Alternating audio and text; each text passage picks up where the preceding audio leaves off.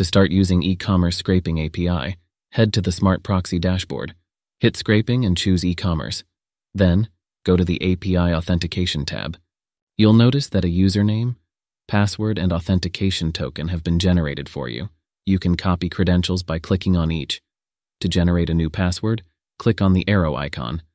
Other details can't be changed manually. Now head back to Scrapers. Choose from the popular Scrapers list below or hit Create New Project.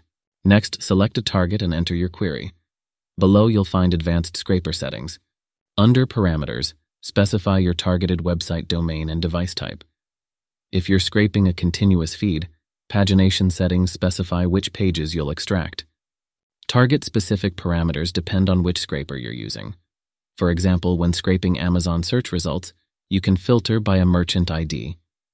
Finally, in other settings, you can enable parsing. Hit Start Scraping.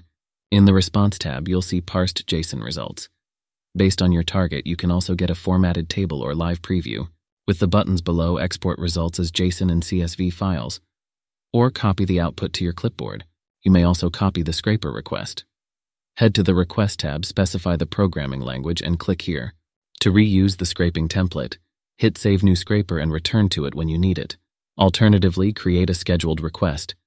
Simply click on the saved scraper and hit Schedule. Set a period and choose your delivery method. Then, enter your webhook or email address and save it. Your results will be automatically delivered until you switch the scheduling off. To track the requests you make, visit the Statistics tab.